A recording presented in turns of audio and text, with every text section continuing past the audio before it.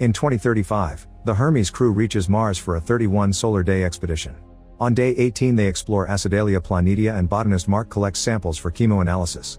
At that moment system operator Beth receives a dust storm warning from the computer and tells the crew to come back to the surface habitat called HAB. While watching the clouds approaching, Mark and chemist Alex say they should wait it out, but Commander Melissa predicts it'll be very destructive, so she orders everyone to evacuate. Once everyone is suited up, they open the door of the HAB and immediately get hit by the dust storm. They make an effort to push through and Mark stays at the end of the line to close the door. The storm may tip their Mars Ascent Vehicle or MAV soon, so they need to hurry, although Mark thinks they can anchor it using cables and the rover. Suddenly the satellite dish is blown off and everyone has to duck to dodge it, however Mark isn't fast enough and the dish hits him. As Mark is sent flying into the darkness, the computer receives a warning of a suit breach. They can't find him on the scanner and can't detect his vitals either. Melissa sends the rest of the crew to the MAV while she stays to search a little longer. Surgeon Chris points out that with a suit breach Mark must be dead by now, not to mention the storm is starting to trip the MAV. Melissa has no choice but to join her crew and authorize the launch. The MAV leaves Mars while the crew grieves for their lost friend. Meanwhile, the administrator of NASA Teddy appears at a press conference to announce that the Mars team is coming back without one of the astronauts. However, on Mars, the storm is finally over and Mark wakes up when his suit alerts him that his oxygen level is critical. A piece of metal attached to the satellite through wire has pierced his suit but has also kept the hole covered, which explains why he's alive. After cutting the wire, Mark rushes back to the HAB and painfully removes the metal rod, however there's still a piece inside. He uses forceps to remove that piece before closing up the wound. Next he logs into the computer and starts a video log to record the details of what happened in case he doesn't make it. Since the antenna broke he has no way to contact NASA and the next manned mission will come to Mars in 4 years, but he doesn't think he can survive until then. While another storm appears outside, Mark spends most of the day resting but eventually he gets bored. He starts cleaning up the HAB and putting his friends' things in labeled boxes. Watching all their pictures makes him decide he won't die there. In the morning he organizes all the food including what they saved for Thanksgiving, which has some potatoes that give him an idea. Using his training as a botanist, Mark starts working on making a greenhouse inside the HAB with Mars soil and the crew's bathroom waste as fertilizer. He plants all the potatoes, but they'll need lots of water to grow. Thankfully he has the tools and the parts to create a device that can burn leftover rocket fuel and transform it into water. The first time he turns it on the machine catches on fire, so Mark has to fix his calculations before trying again while wearing protective gear. This time it works fine and now he has water for himself and for his garden. As days pass Mark keeps working hard and records everything on daily video logs. He takes care of the garden and does maintenance on the solar panels outside. On day 54, he's delighted to discover the plants are actually growing. On Earth, Director of Mars missions Vincent tells Teddy they should already organize a new trip instead of waiting 4 years since the last one wasn't completed. Teddy disagrees, saying that if they send a ship now they'll put Mark's body on display and the public won't like it. However, Vincent points out they could use that in their favor if they frame the mission as going back to retrieve the body for the family. Minutes later in the Texas Space Center, an operator receives a message from Vincent asking her to search some specific coordinates on Mars. She uses the satellite to check the area and is shocked to discover there have been changes at the HAB. After an emergency call Teddy, Vincent, and the director of media Annie rush to the Space Center to see it with their own eyes. They conclude Mark is alive and begin arguing on how to proceed since the general public won't react well to hearing they left an astronaut behind and the crew will probably feel guilty. Teddy thinks Mark won't survive without food and Vincent worries about Mark's psychological state because he probably thinks he was abandoned by his peers. The next day Teddy appears in another press conference announcing that Mark is alive but he can't answer any questions because he lacks more information. The crew isn't informed of any of this yet. On day 70 Mark concludes he needs to start thinking long term.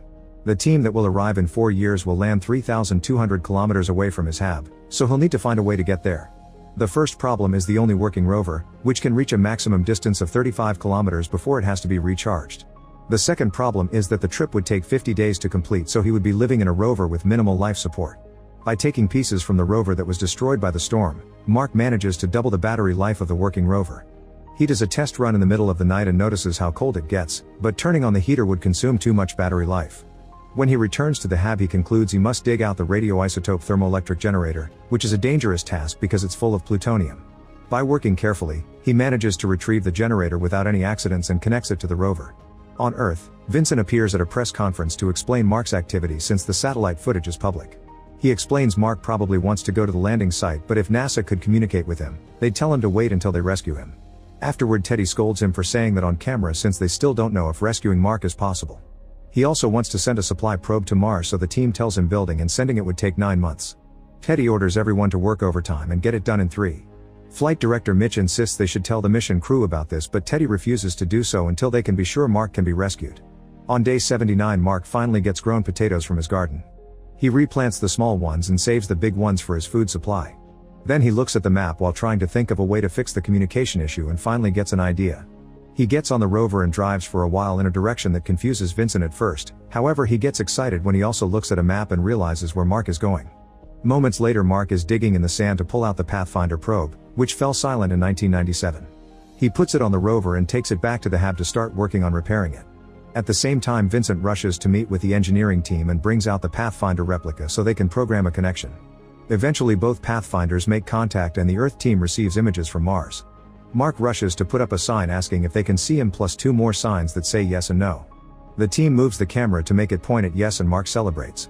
Now he needs to figure out a way to have complicated science conversations with just a camera and signs.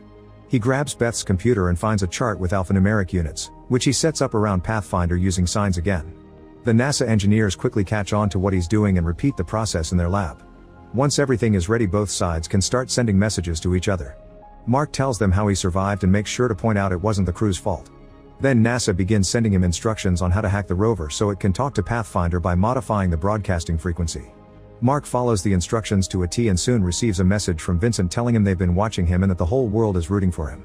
He promises they're working on rescue plans and that they'll send a supply mission to feed him. When Mark asks about his crew, Vincent has to explain they haven't told them he's alive yet because they need them to concentrate on their return flight. Mark isn't happy about this and begins sending lots of curse words to ruin the global broadcast. Teddy has to speak to higher-ups and convince them Mark only acted like that because of stress, but Mitch convinces him to go behind Vincent's back and contact the crew.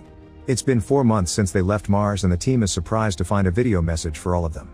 The astronauts gather around the screen and watch Mitch's video dropping the big news. Just as predicted, everyone feels guilty for leaving Mark behind. On day 128, Mark shares on his log how NASA keeps asking for updates on even the smallest things and now they want to micromanage his crops as if he didn't know what he was doing. He's also received lots of emails, including one from the president and another one from his university. They said that once you grow crops somewhere you've officially colonized it, so Mark announces he's colonized Mars. During the next transmission, NASA asks Mark to pose for a picture and Annie gets angry because he tries to be funny instead of doing something graceful for the press. Teddy tells her to post it anyway together with an announcement about sending him supplies in around 9 months. Food should last him until then, but Teddy worries something may go wrong. One night, Mark finishes doing some maintenance outside and goes back into the hab. However, there's a malfunction and the pressure causes a hole in the wall. Suddenly there's a small explosion and the airlock flies off, rolling around for a while until it crashes. Mark survives the incident, but there's a breach in his suit and he's losing oxygen. He uses tape to cover all the cracks and reseals the suit just in time. Then Mark returns to the hab and is devastated to discover the explosion burned all his plants. After grabbing some supplies, he goes to spend the night in the rover, where he yells in frustration before messaging Earth. At NASA, Vincent informs the others that the remaining food gives Mark around 200 days. Teddy immediately sends out orders to make everyone work faster on the supply probe. To keep him distracted, NASA connects Mark's signal to the Hermes and now they can message each other too. The next day, Mark cleans out the garden and seals the hole caused by the explosion. That night he tries rationing the remaining potatoes, but hearing another storm outside just makes his stress worse. On Earth, astrodynamicist Rich discusses the probe's travel time with a coworker. He makes a joke about Earth and Mars being badly positioned and this inspires an idea. Meanwhile, Teddy keeps trying to find spots in protocol where they cut time to get things done faster. On day 154, Mark has brought down his meals to the bare minimum and starts mixing them with medicine. 4 weeks later, the probe is finally ready and everyone at NASA gathers to watch the launch. At first it appears to go well, but soon they discover a very large precession and in just a few minutes, the probe blows up. The mood immediately drops in the room and Vincent has the hard mission of telling Mark when he asks for an update. On day 186, Mark sends Melissa a message asking her to check on his parents when she returns to Earth and tell them everything about their time on Mars. He wants them to know he loves them and that he died doing something greater than himself, which he's proud of.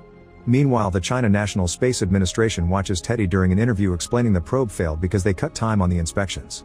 China has a more advanced booster that could help NASA do a faster launch, but it's always been classified information, so if they help they need to keep it private and nobody in the world would know. Soon Teddy gets a call from them and he agrees to the confidentiality deal. While the NASA engineers try to get another probe done in 28 days, Rich finishes his calculations and flies to see Vincent to tell him he has a better plan. Vincent organizes a meeting and Rich does a visual demonstration of his plan using a stapler, Annie, and Teddy. Instead of sending the probe directly to Mars, they can use the Chinese booster to make it intercept Hermes. The crew can pick up the supplies and fly around Earth in a slingshot effect that will keep the speed and quickly send them back to Mars to rescue Mark, who will have to meet them in the MAV. However, this would add 500 more days to the crew's mission. Mitch thinks Melissa and the others should be allowed to decide if they want to do it or not, but Teddy doesn't want to risk losing an entire team and announces they'll stick to their original plan instead of Rich's. On the Hermes, Beth discovers an encrypted message and decodes it to discover Rich's plan. The crew gathers to discuss what they should do, and Melissa takes a moment to remind everyone of the consequences. They won't see their families for another year, and since it counts as mutiny, they'll be court-martialed. Not to mention the slingshot may go wrong and kill them all. However, the crew doesn't hesitate to vote in favor of doing it. At NASA, they receive a message from Beth with a joke about Rich before they notice the Hermes flying off course. Teddy has no choice but to send Annie to talk to the press to tell them about their new plan. He also guesses Mitch sent Hermes the information in secret and tells him that after this mission is over, he'll have to resign. On day 219, Mark starts working on modifying the rover since he'll need to carry lots of stuff to survive the trip to the crater where this other MAV is located. NASA runs the same tests in their labs and sends him updated information to help him along. The Chinese scientists come to the NASA offices to work on the booster, although there are many communications problems because of language and culture. The Hermes crew calls their families to inform them they'll have to wait 500 more days to meet again. Eventually the rover is ready and Mark gives it a ride to confirm everything is working correctly. The new booster is also successfully tested and the probe launches without issues. The Hermes finds it near Earth and the crew attaches it to the ship. 7 months later, Mark finally gets ready to leave. He records his final log and turns off all the systems in the hab. Then he marks day 461 on the wall and signs it before getting in the rover. There's a long journey ahead of him and he has to stop regularly to recharge the rover using the solar panels he took from the hab. He uses those moments to admire the landscape and remind himself he's the first person visiting most of those places. During charging time he also takes his naps. On day 517, Mitch and the engineers discover an issue. The Hermes can't enter Mars orbit because it'd leave them without enough fuel to come home. The MAV can only get to low orbit, so Mark will need to go extra fast to escape gravity. To achieve this they have to make the MAV 5,000 kilograms lighter. Mitch thinks they can remove things like seats, control panels, and even some of the survival system. Mark would have to wear his suit to breathe and the Hermes crew would pilot the MAV remotely without backup comms. To make matters worse, they'd have to remove the nose airlock and the windows to cover the top of the MAV with canvas instead. There are too many risk factors that give this mission a high chance of failure, but they don't have any other choice. When they send the plan to Mark, he responds with the F word. On day 538 Mark finally makes it to the crater and records one more log ranting about the lunacy of the plan. However, he also admits he likes how becoming the fastest man in the history of space travel sounds. Then he starts working on all the modifications, removing all the parts of the MAV until he's left with the bare essentials and making sure to cover the top with canvas. On day 560 Melissa goes over the plan to rescue Mark, assigning each crew member a job to make sure it goes well. If something fails, they're willing to jump off the Hermes to go after their friend. The next day Mark eats the last of his food supply and leaves a note for the astronaut who finds the rover in the future, telling them to take care of it because it saved his life. On Earth, people are gathering outside the NASA building and in the streets of big cities around the world to watch the rescue mission. After shaving his beard and cutting his hair, Mark puts on the suit and finally gets in the MAV. Now that the Hermes is close enough, they can communicate with Mark through the comms instead of sending texts, and he cries as he thanks his friends for coming back for him. Melissa does the countdown and the MAV takes off without any trouble. However, after just a few minutes of flying, the canvas is blown off and the pressure changes in the cabin, making Mark dizzy until he passes out. The Hermes remotely shuts down the booster and discovers that the MAV is out of fuel, which leaves it further from the main ship than planned. The crew can fix this by using some of their backup fuel, however that will make the speed go too fast for interception. At that moment Mark wakes up and tells them he's fine if they don't count his broken ribs. When he hears about the problem, he proposes a new plan. He could pierce his suit and use the escaping air as a thruster to fly toward the Hermes. It's a bad plan, but it inspires Melissa with a similar idea. They could blow off an airlock and the escaping air would give them the kick they need. It's very risky, but they're out of options, so Melissa calls Alex and asks him to start making a bomb. Using the ship's supplies including simple sugar, Alex makes a bomb stronger than dynamite. Chris sets it up on the airlock before floating away. In the cockpit the calculations reveal that there still will be a small difference in distance, so Melissa announces she'll go out and rushes to suit up. When the bomb finally explodes, the airlock is destroyed and creates the desired effect. Once the Hermes is as close to the MAV as possible, Chris hooks Melissa up so she can go on a spacewalk to rescue Mark. Unfortunately, the rope isn't long enough, so Mark gets to do his own idea. He pierces his suit and the air immediately begins pushing him around. He struggles to take control but eventually manages to fly out of the MAV. With her crew doing the calculations, Melissa fixes her course and reaches out to grab Mark when he passes by, however he's going too fast and their hands only bump. Thankfully he manages to hold on to the rope and Melissa begins pulling until they can finally reunite. The crew pulls them in before informing Earth that the mission went well and everyone around the world celebrates. Once Mark has recovered from this experience and is healthy again, he becomes a survival instructor for astronaut candidates. 3 years later a new mission to Mars is successfully launched. Make sure to subscribe and turn on notifications so you can watch more videos like this. Thanks for watching.